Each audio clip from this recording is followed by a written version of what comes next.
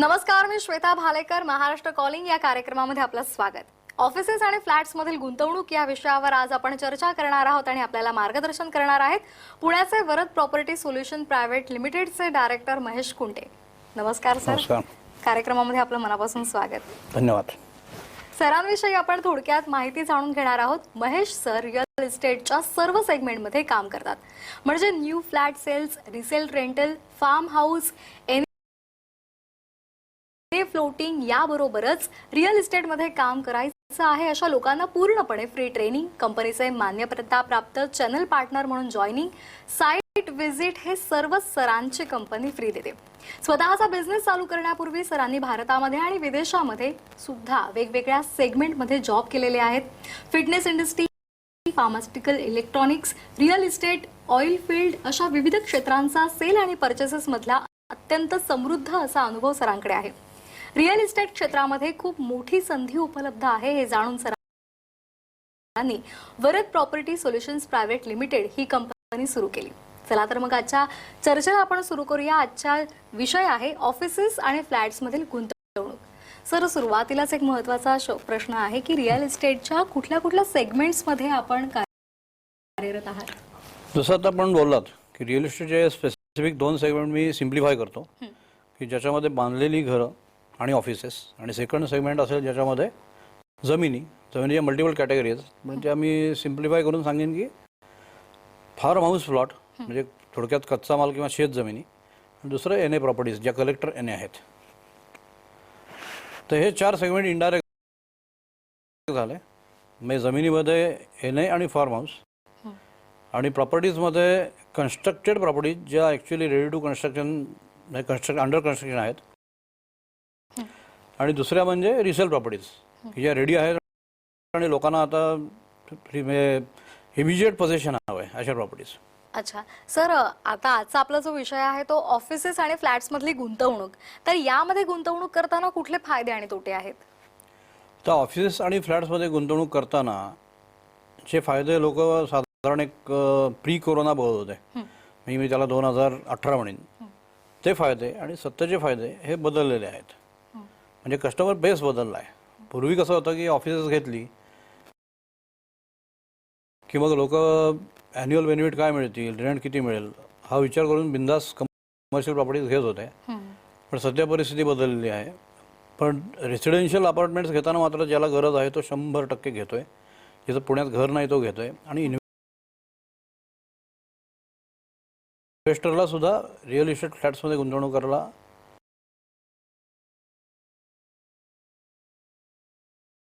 Nearing एरियाजमध्ये properties घ्यायच्या. अगदी अगदी सर,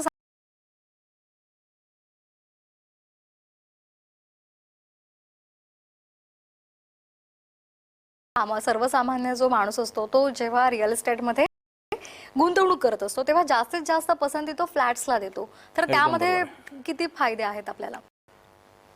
फ्लॅट्सची जी गुंतवणूक आहे तर हे ॲक्च्युली फ्लॅट्समध्ये रहिवासी म्हणजे अन्न वस्त्र निवारा येतो. आता याच्यामध्ये असं होतं की फ्लॅट घेताना ज्याला ऑलरेडी ज्याच्याकडे फ्लॅट्स आहेत तर ती गुंतवणूक नाही आहे, ती नीड आहे त्याची. पण जेव्हा गुंतवणूक म्हणून कोणीतरी फ्लॅट घेतो तेव्हा तो खूप डीप स्टडी करून गुंतवणूक करणं अपेक्षित आहे. कारण ती इन्व्हेस्टमेंट आहे. इन्व्हेस्टमेंटमध्ये बँकेत केली, शेअर्समध्ये गेली, कुठल्याही सेगमेंटमध्ये गेली तर इन्व्हेस्टमेंटचा इंटेंट हाच आहे की इन्व्हेस्टमेंटमधून मला काहीतरी एक्स्ट्रा बेनिफिट मिळावे, फायदा व्हावा. हे लॉस व्हावा म्हणून कोणी कुठल्या सेगमेंटमध्ये गुंतवणूक करणार नाही, करू पण नाही. पण फ्लॅटचं कसं झालेलं आहे की फ्लॅटचा अभ्यास करून योग्य एरियामध्ये जर इन्व्हेस्टमेंट केली तर ती इन्व्हेस्टमेंट ठरते. आणि मला स्वस्तात मिळतोय म्हणून कुठली तरी मी इलिगल प्रॉपर्टी घ्यायची तर ती डेप्रिशिएट होते. त्यात इन्व्हेस्टमेंट करण्याचा काही अर्थ नाही. ऑन द कॉन्ट्री तुम्ही जेवढे पैसे लावाल त्यात लॉस होऊ शक्यता आहे.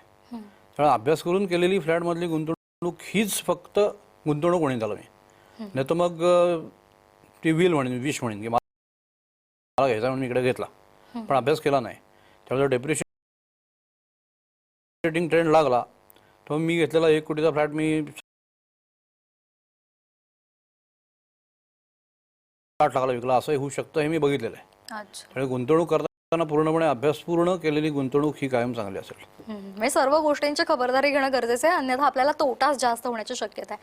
तर मग सर, जर आपल्याला फ्लॅटमध्ये इन्व्हेस्ट करायचं असेल तर नेमकं कुठे केली पाहिजे ती इन्व्हेस्टमेंट आणि कुठले मुद्दे महत्त्वाचे लक्षात ठेवणं गरजेचं आहे? सगळ्यात महत्त्वाचं आहे, आपण गुंतवणूक बोलतोय. आता गुंतवणुकीचे दोन प्रकार आहेत. गुंतवणूक normally second flat, third flat असतो, अच्छा. किंवा फर्स्ट फ्लॅट घेताना सुद्धा ती गुंतवणूक म्हणून घेतला तर जास्ती फायद्याचं ठरेल. म्हणजे कुठल्या तरी पॉश एरियामध्ये पुण्यामधल्या मी फ्लॅट घेतोय आणि ती माझी गरज आहे फॅमिलीची, तर मी अननेसेसरी 1.5, 2, 3.5, 4 कोटी का घालवायचे? जर का मला कमी किमतीमध्ये, निम्म्या किमतीमध्ये, निअरिंग एरियामध्ये कन्सेप्ट मांडतो, किती किती किलोमीटर याच्यापेक्षा तिथं जायला किती वेळ लागतो हे असते ते महत्त्वाचं झालं आहे सध्याच्या काळामध्ये. अच्छा. कार ड्रायव्हिंग करून 10 मिनिटात मी जर 15 किलोमीटर बसतोय तर मी 15 किलोमीटर वरच्या एरियाला निअरिंग एरिया म्हणेन. आणि तिथं जर मार्का 1/3 किमतीमध्ये चांगली प्रॉपर्टी मिळेल तर ती घेईन. ओके. आणि हाच कस्टमरचा ॲक्च्युली कन्सेप्ट डोक्यात पाहिजे की रोडचं नेटवर्क कसं सुधारत चाललंय, त्या पद्धतीने लोकांनी प्रॉपर्टीज घ्यावा. अगदी. सर, आता तुम्ही सर्वसामान्यांनी काय विचार करावा हे सांगितलेलं आहे, पण तुम्ही जेव्हा ग्राहकांना फ्लॅट सुचवता की बाबा अमक्या ठिकाणी तुम्ही घ्या, तेव्हा आपण कुठली काळजी घेता? सगळ्यात महत्त्वाची काळजी मी आता ऑनेस्टली सांगायचं तर आमच्या पुण्यातल्या सगळ्या डेव्हलपर्सबरोबर टायअप आहेत. सगळे लोक आमच्याकडे येतात आणि ग्राहक जर का डायरेक्ट कुठलाही ग्राहक इंटरनेटला चेक करून कुठल्याही बिल्डरकडे गेला तर तिथले एम्प्लॉई, तिथले व्हीपी, तिथले GM की स्वतः बिल्डर असं म्हणणार की माझ्याकडे घेऊ नकोस, हे तुझ्यासाठी सुटेबल नाही आहे. त्यामुळे पृथ्वीवर सगळ्यात बेस्ट हेच आहे आणि चेक दे मला. हे लॉजिक आहे, कारण तो माणूस बिझनेस करायला बसलेला आहे, तेवढं कस्टमर वॉक इन आलाय, चालत आलाय, तर मग that person will try to prove his best की तू जिथं असे सगळ्यात बेस्ट आहे जगातलं. पण ते खरंच आहे का? त्या माणसाला ते जमणार आहे का? जमणारे नदीच फायनान्शियली नाही. ते घेतल्यानंतर खरोखर त्या वास्तूमध्ये जेवढे त्या घरातले फॅमिली मेंबर्स राहणार आहेत ते सगळे खरंच सुखी होणार आहेत का फक्त विष आहे? आणि हॉनेस्टली मी जे बघितलं ना, तर रिअल इस्टेटमध्ये डीप नॉलेज नसेल तर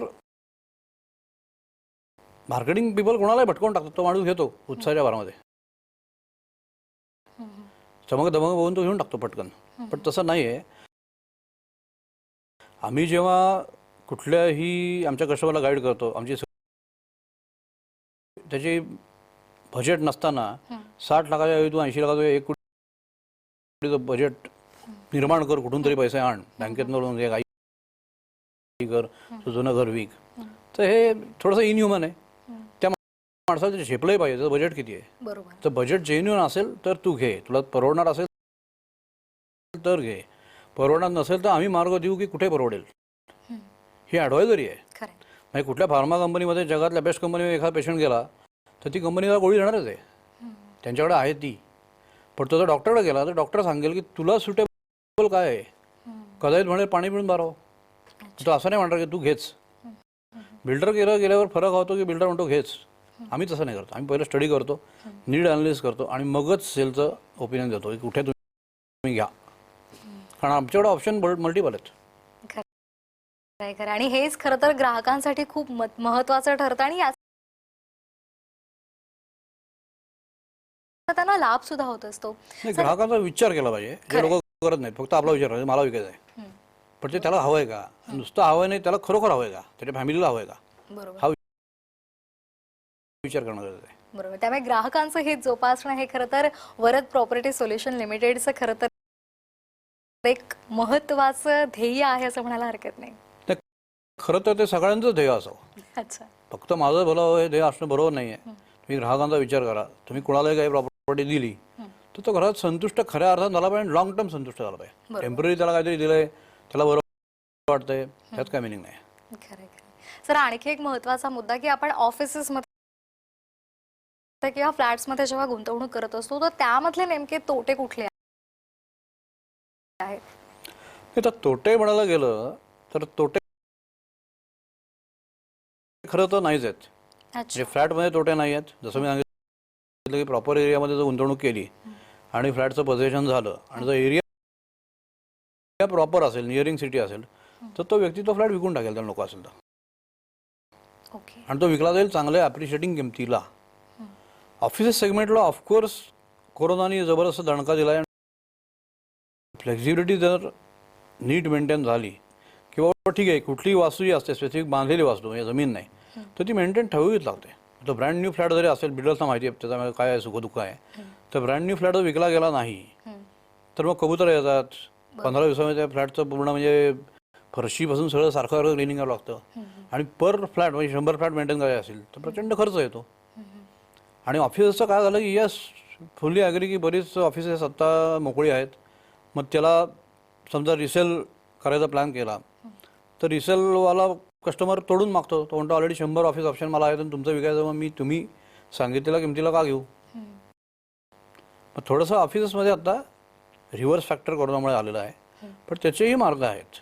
म्हणजे ॲटलिस्ट त्या माणसाने ज्या किमतीला घेतलं आहे त्यातून त्याला बाहेर पडायचं आहे तर त्याला वे आउट्स असं नाही लॉसमध्ये विका असं नाही आहे. आणि परिस्थिती सुधारते आहे. कोरोना पॅन्डेमिक जे आहे त्या हळूहळू डायल्यूट होते दिवसेंदिवस. आता पुण्यात शाळा चालू झाल्याशिवाय मोठी बातमी आहे चांगली बातमी आहे. आणि इव्हेंच्युअली कोरोना पॅन्डेमिक डायल्यूट होत जाणारच आहे. मे बी 2 इयर्स असं चालेत कुठली तरी लाट येईल जाईल. पण लोक आता कमी घाबरायला लागलेत कारण बऱ्याच लोकांना कोरोना होऊन गेला ओमिक्रॉन होऊन गेला तर लोकांना वाटेन झाले. इन्फ्लुएन्झा जेव्हा 100 वर्षापूर्वी आला तेव्हा अनेक लोक मेले. मग नंतर ते मरणाचं प्रमाण कमी झालं. आता इन्फ्लुएन्झा एक किरकोळ रोग झाला की आपण डब्ल्यू झालाय घरी जा. तसं अजून काही वर्षांनी या डिसीजचं पण होणार आहे. पण नवीन नाव आणि काहीतरी भयानक आणि मग घरावर पडायचं लॉकडाऊन मास्क लावून फिरा ह्याच्यामुळे पॅनिक लोक खूप झाले आणि पॅनिकमुळे डेथ बऱ्याच झाल्या. त्यामुळे लोक घाबरली. पण हा फोबिया आता जसा जसा ओसरत जाईल तसा तसा पॅन्डेमिक डायल्यूट होईल आणि नष्ट होईल असं आपण प्रे करू होप करू. चांगले विचार करू आपण. आणि निश्चितच मग ज्यांना गुंतवणूक करायचे त्यांच्यासाठी चांगले दिवस येतील. खरं तर आत्ता चांगले दिवस आहेत. कारण पॅन्डेमिक संपल्यानंतर कुठलाच डेव्हलपरमध्ये आम्ही जरी असलो तर आम्ही फक्त प्रॉफिटचा विचार करू कस्टमरचा विचार करूच. पण आत्ता आम्ही काय करतोय की आम्हाला मार्केट रन करायचं आहे प्रत्येक डेव्हलपरला. त्यामुळे कुणी हा विचार करत नाही की आता प्रॉफिट जास्तीत जास्त कमवायचा आहे किंवा काय होईल प्रॉफिटमध्ये. ज्याला इंजिन रोल झालं पाहिजे किंवा सर्कल रोल झालं पाहिजे म्हणतात तसं आता बरे डेव्हलप करतात की शो मस्ट गो ऑन. मग त्याच्यामध्ये पूर्वीचे रेट 80 लाख होते काही लोक आता 58 लाखांनी विकतात. त्यामुळे आता संधी खूप आहे प्रचंड मोठी संधी आता मार्केटमध्ये आहे. आणि त्या अशा गोष्टी डिस्क्लोज करायला नाही पाहिजे पण साधारण एप्रिल नंतर रेट वाढायची शक्यता खूप दाट आहे. ते एकदा वाढले की मग परत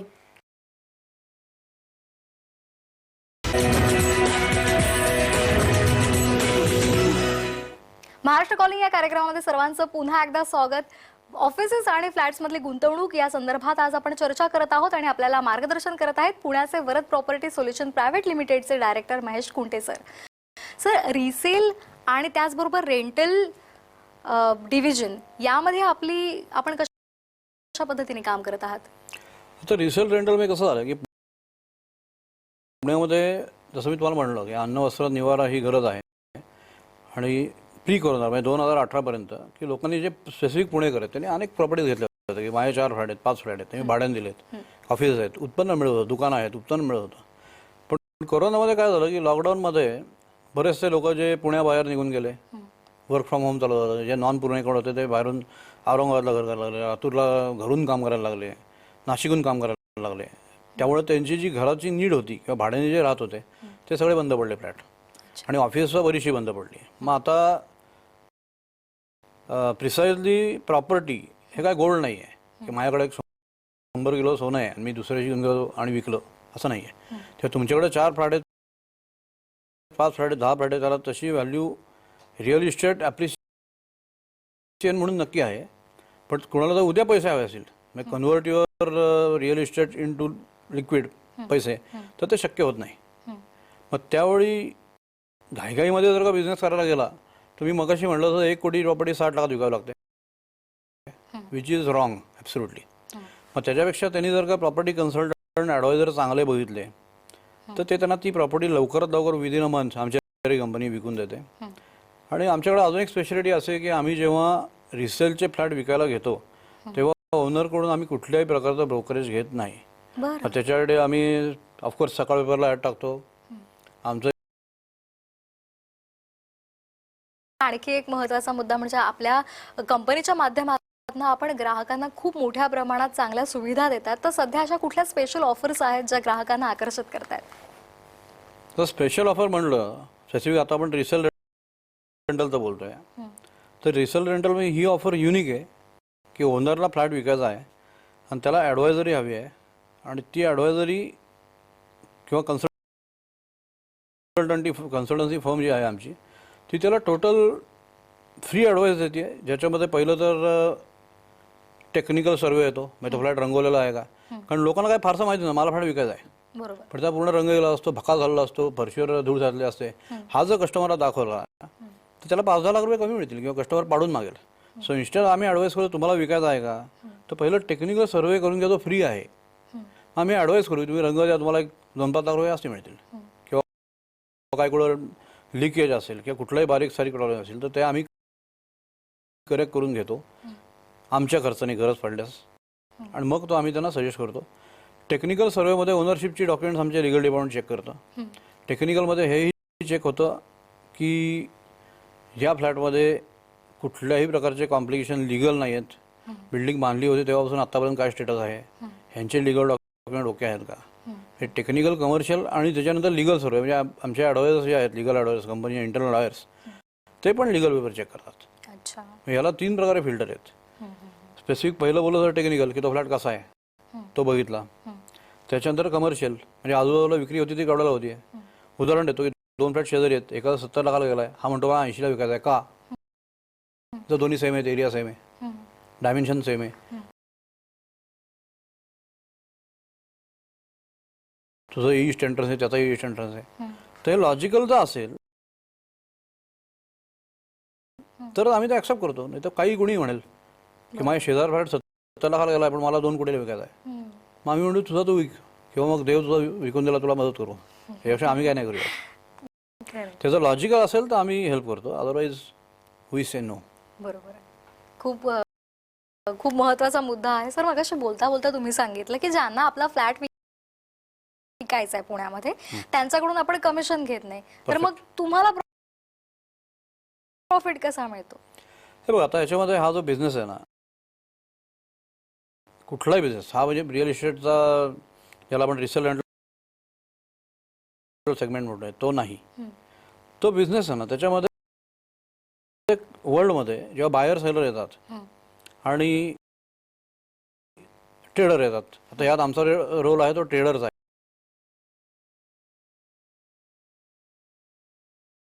काम करतात ते दोन्हीकडनं 2-2% घेतात, 1 कोटीच्या खाली पुण्यामध्ये, आणि 1 कोटीच्यावर 1% घेतात. तर ह्याच्यामुळे बेनिफिट फक्त ब्रोकर स्वतःच बघतो की मला काय मिळेल. आम्ही काय म्हणतोय ओनरला की तू तुझी हॉनेस्ट प्राईस सांग, व्हॉट यू वॉन्ट, आम्हाला त्याच्यावर 1 रुपया देऊ नको, you will get that money. Of course government रजिस्ट्रेशनला जो काय खर्च येणार आहे तो कस्टमर्स करणार आहे, त्यात आम्ही काय बघायचं नाही किंवा त्या ओनरनी काय बघायचं नाही आहे. कस्टमरला सांगतो की तू जे बाहेर 2% देणार आहेस, तुला आम्ही मार्केटमधली कमीत कमी किमतीतली बेस्ट प्रॉपर्टी ज्याला आपण व्हॅल्यू टू मनी म्हणतो ती तुला बेस्ट रेटला देऊ. म्हणजे बाहेर जी गोष्ट तुला 85 लाखाला 90 लाखाला मिळणार आहे ती कदाचित आम्ही तुला 78 लाख त्याच रेंजचे तू बघितलेले ऑप्शन दाखवू, आणि तुला आम्हाला 1% द्यायचा आहे. तर तिकडे 10 लाख घालवायचे का आम्हाला 78 द्यायचे हा तुझा प्रश्न आहे. त्यामुळे कस्टमर पण तिथे सॅटिस्फाय होतो, ओनर सॅटिस्फाय होतो, आणि आमची कंपनीला बिझनेस मिळतो, माझ्या एम्प्लॉयला बिझनेस मिळतो, सगळ्यांचा फायदा होतो याच्यामध्ये. अशा प्रकारे मॉड्यूल आहे. अगदी. सर आपल्याकडून आपल्या कंपनीकडून जर रिसेल प्रॉपर्टी घ्यायची असेल तर कस्टमरला त्याचा नेमका काय फायदा आहे? कस्टमरला आत्ताच सांगितलं असं की रिसेल प्रॉपर्टी म्हणलं तर नॉर्मल ब्रोकर हा स्वतः